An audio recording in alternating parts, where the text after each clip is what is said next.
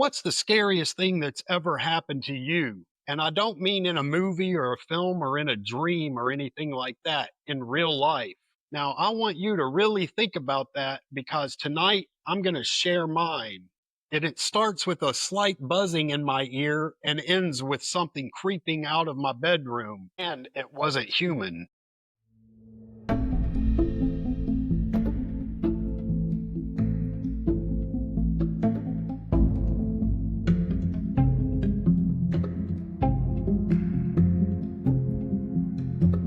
Now, welcome back to Echoes Above, where we explore the unexplained, the mysterious, and the in between. I'm Jonathan, and this is the scariest story I have ever lived through.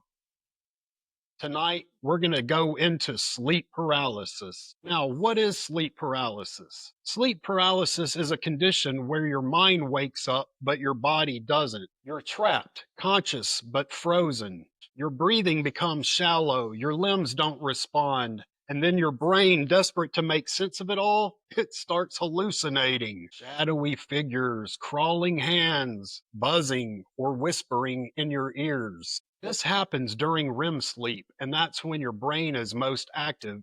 Your muscles are paralyzed to keep you from acting out your dreams. If you happen to wake in the middle of that cycle, your brain becomes alert, but the body is still locked. You're frozen.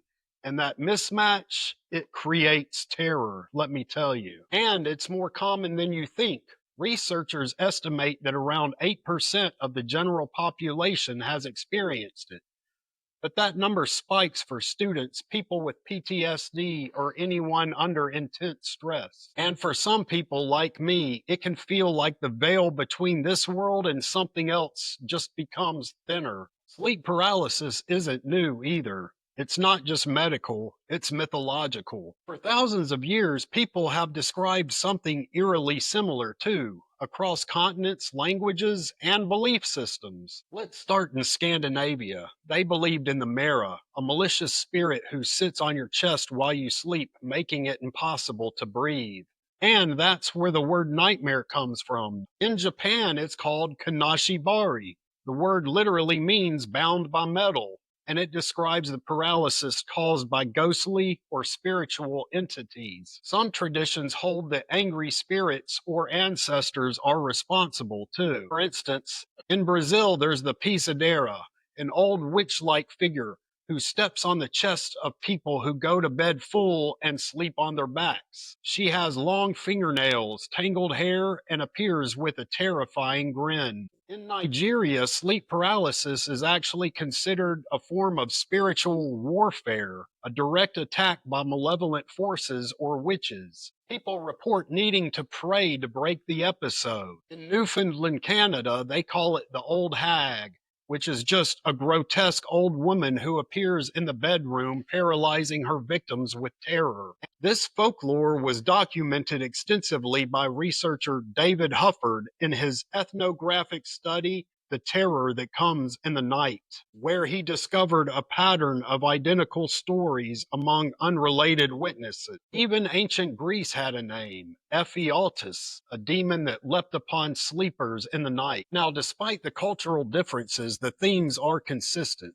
There's paralysis, chest pressure, a dark or evil presence in the room, and a fear so intense it stays with you for years. These aren't just stories, they're cultural memory. And maybe, just maybe, they're describing something real. Now I'm going to fill you all in, or try to fill you in a little bit better on my experience with sleep paralysis. To be honest with you all, I'm not sure about my diet or whatever back then, but as far as alcohol or caffeine or whatnot, I just know that there probably had been some alcohol at that point, but I mean, I'm not sure. However, I remember waking up and just being not able to move at all. I mean, I was trying to send signals to my hands or my arms or my legs, just please move, and they would not move at all. My eyes could move, and that was the only thing that could move. A sound started in my left ear and on my left side of my body. It was like a vroom, vroom, vroom, vroom kind of sound. And about that same time is when this, I would say it's a shadow figure or something to my left side. It started, I don't know if it's because of the hallucinations in your brain or something,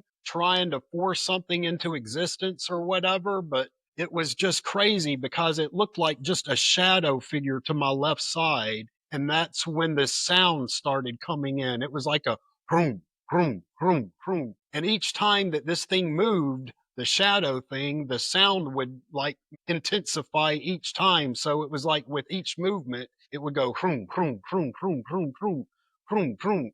And the craziest, and I'm telling you all, the craziest thing of all is how this thing just went away from me. I started trying at this point to get feeling into my hands and toes. And right as I started to get to where I could move my fingers finally at this point, this entity or shadow figure, it didn't just dissolve or dissipate.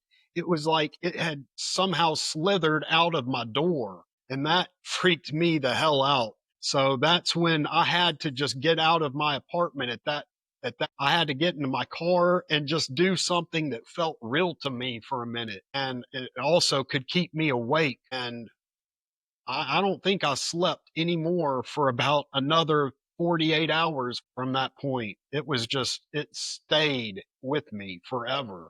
So, what's really going on though? Science does have a few answers. Sleep paralysis is linked to REM intrusion, a state where the brain wakes but the body remains immobilized. According to a study in the Journal of Sleep Research by Shane, Rufer, and Newby Clark in 1999, these episodes often include hallucinations, visual, auditory, and even tactile. And that's why people feel pressure, see shadows, or hear whispers. It's your brain trying to interpret a moment of absolute confusion. Your amygdala, the fear center of the brain, is highly activated during REM. So when you wake mid-REM, the brain creates fear-based hallucinations as it scrambles to make sense of the situation. Now, psychologists like Dr. Brian Sharpless, co-author of Sleep Paralysis, Historical, Psychological, and Medical Perspectives, argue that sleep paralysis lies at the intersection of neurobiology and cultural expectation. I guess, in other words, if you expect to see a demon, you might. But here's the strange part, though, is that even people with no cultural exposure to the shadow person or old hag report seeing them. Why? One theory comes from Carl Jung, who believed in the collective unconscious. That's a reservoir of archetypes shared by all humans. So, in other words, maybe we're not hallucinating random things. Maybe we're all tapping into the same deep symbolic imagery. Yet others go further. Dr. Bilal Halal, a neuroscientist at Harvard, has suggested sleep paralysis may offer insight into altered states of consciousness, bridges between dreaming and waking, and possibly something more. He also doesn't rule out spiritual interpretations either. He believes in studying both perspectives. And if neuroscience can't explain why so many people see the same thing, then maybe we need more than science. Now, here's some coping recommendations. You can keep a regular sleep schedule, avoid sleeping on your back, cut caffeine in the late afternoon or just afternoon in general, and make your bedtime quiet and tech free. Meditate or journal before bed. Some people place protective items near their bed, crystals, water glasses, symbols of faith. Others keep a dream journal to track patterns. Now, if sleep paralysis episodes start happening with you, you just have to tell yourself, this is sleep paralysis. I know that sounds simple and stupid, but naming it takes power back.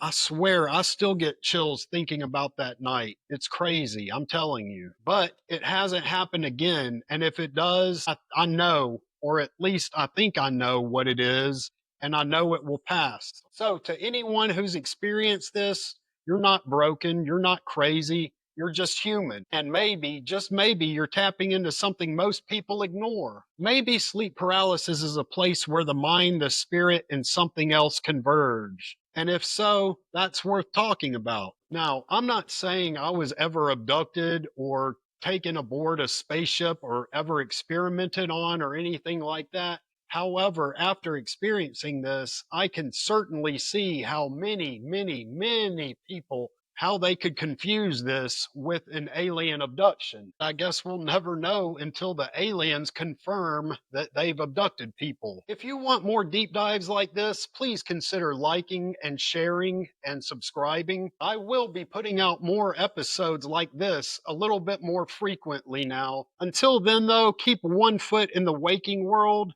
and the other in the echoes above.